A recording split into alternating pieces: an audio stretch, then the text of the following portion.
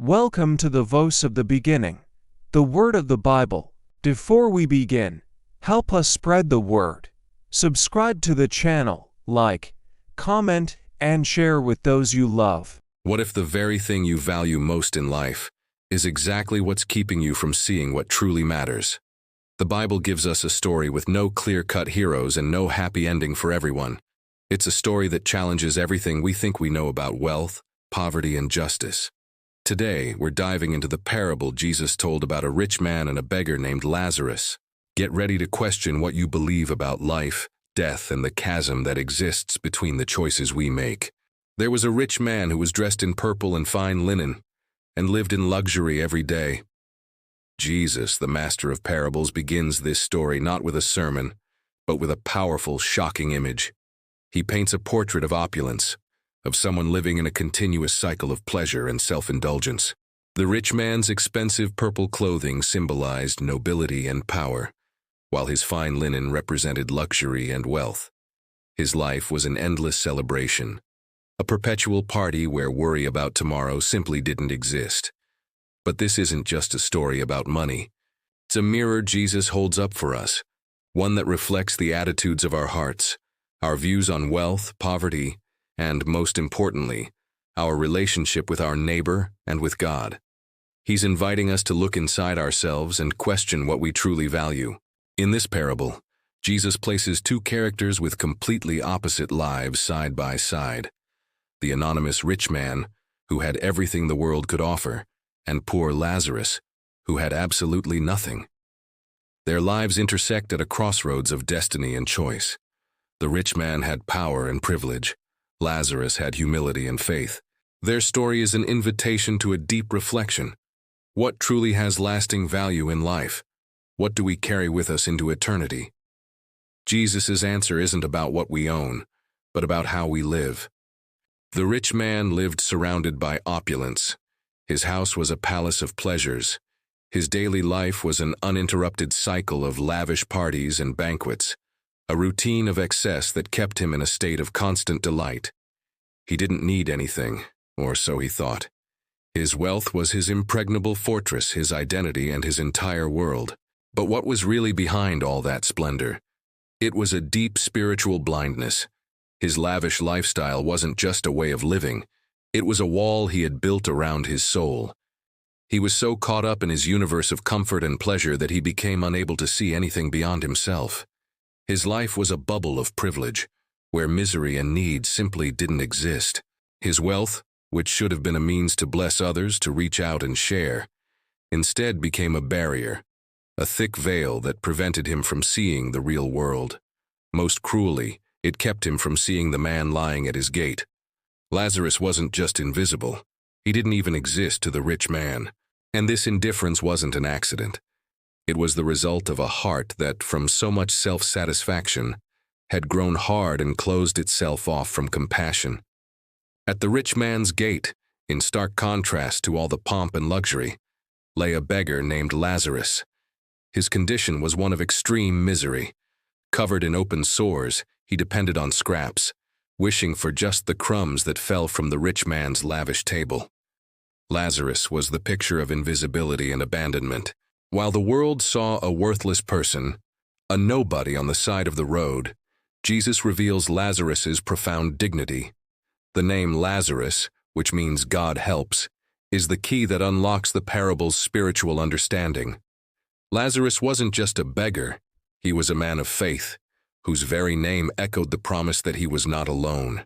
Even amid so much abandonment and suffering, God saw him. His pain, his humility, and his silent faith were visible to the Father's eyes. Through his physical poverty, Lazarus shows us that true wealth isn't found in the possessions we accumulate or the status we hold in society, but in our connection with the divine. His material poverty was actually the stage for his soul's true wealth, a wealth the world could never see or understand, but one that was fully recognized and valued by God. The parable reaches its most dramatic turning point, a moment where earthly time stops and eternal reality begins. The beggar died, and he was carried by the angels to Abraham's side. The rich man also died and was buried.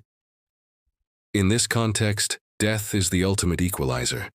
It erases all earthly hierarchies, every social and material distinction that people value so much. Everything that mattered on earth, the rich man's wealth, his social standing, his daily banquets, loses all its weight and meaning. Likewise, Lazarus's misery, his sores, and his invisibility also vanish. In Jesus' view, death isn't the end, but a transition to an eternal reality where the consequences of our choices are fully revealed. What truly counts isn't a bank account or social status, but the state of our soul. In an instant, the rich man lost everything he valued and everything that defined him in life.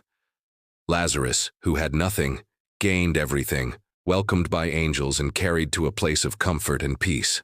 The parable forces us to confront this question. When everything we have in this life is taken away, what will be left? And then, the parable takes us to the most crucial point of its message. In Hades, in the midst of an indescribable torment, the rich man looks up and, in the distance, sees Lazarus at Abraham's side. The one who was invisible in life becomes his only point of hope in eternity. He begs Abraham, "Father Abraham, have pity on me and send Lazarus to dip the tip of his finger in water and cool my tongue, because I am in agony in this fire." The reversal of their destinies is complete. The man who ignored Lazarus's suffering in life now cries out for him. And the poor beggar, who couldn't even satisfy his hunger with crumbs, is the one now in a place of comfort. The chasm that separates them isn't some arbitrary punishment from God. It's the natural, inevitable consequence of the rich man's own choices. His indifference, his selfishness, and his lack of compassion on earth were more than just attitudes.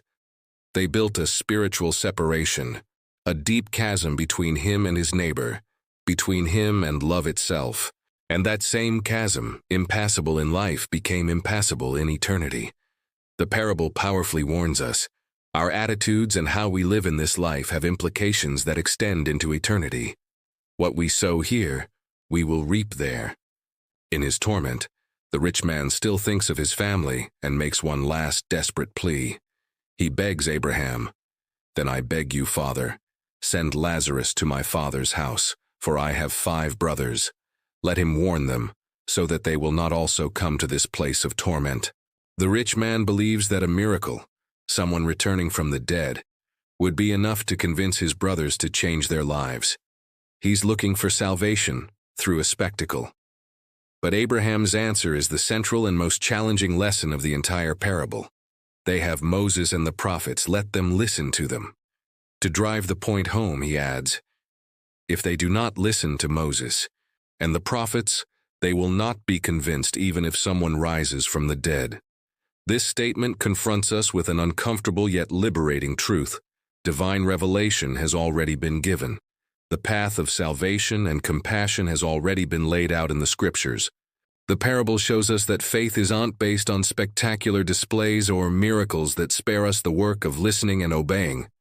If the heart is hardened, not even seeing someone return from the dead will change it. The responsibility is ours. God's word is more than enough to guide us, to show us the way of love and charity. We can't blame a lack of evidence, because what's really missing is the willingness to listen and obey. And we come to the end of this parable, but its message echoes for all eternity.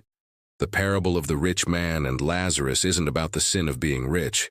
Jesus never condemned wealth itself, but rather what it can do to the human heart.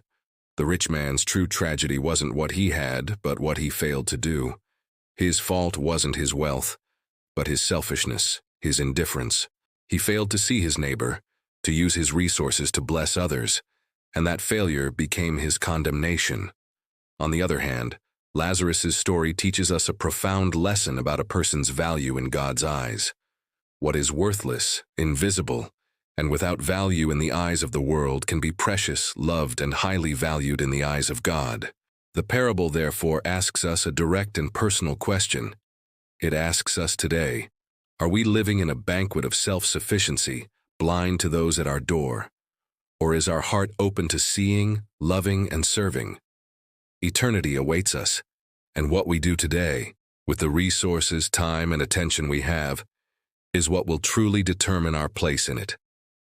May this word take root in your spirit and guide your steps. If this message spoke to you, don't forget to like, comment, and subscribe.